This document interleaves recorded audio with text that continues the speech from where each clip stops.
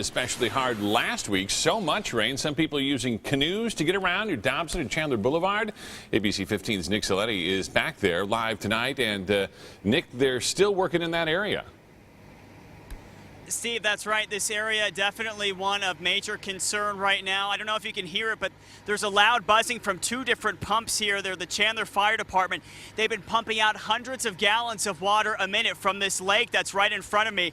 It's actually right in front of the Anderson Lakes community. And last week, as you just saw in that video, it overflowed its banks, flooded the streets, and created an area for people to swim in or canoe in, but also created a lot of hazards. So tonight, the Chandler Fire Department wants to make sure this neighborhood has a fighting chance against Mother Nature.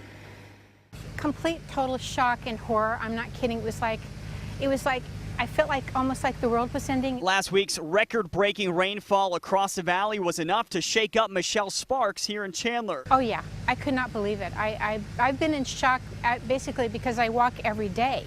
So I've seen the destruction everywhere. Right now, she's got some new neighbors, the Chandler Fire Department. Crews have been out since 9 last night, pumping out hundreds of gallons of water a minute from this pond that overflowed. Well, here we are again. Shem Meaton's house in Anderson Springs sits right on the lake. Last week, the water turned his backyard into a mud pit. Today, he's not taking any chances. Dozens of sandbags now line his back wall. I'm anxious. I just want this all over with. I love the rain, but I'm a little anxious right now. He's not the only one. Tressa Hale's parents live nearby. She walks around the pond all the time, but she's got an added challenge. 9 months pregnant. 9 months? Just barely 9 months. She says she's not letting that stop her. So then I took my kids out here and we were just walking, kind of waist deep. I was holding my kids, and which it was just crazy. I couldn't believe it. I've never seen anything like it. People here say they've done all they can. Now it's time to watch and wait. At least we're prepared. We're trying to be more prepared. And I'm standing in front of the Meaton's house right now. This is their back wall here. I counted earlier, probably at least 50 sandbags lined this back wall because last week the rain turned their backyard into mud. This week they're taking action and trying to be proactive to make sure it doesn't happen again.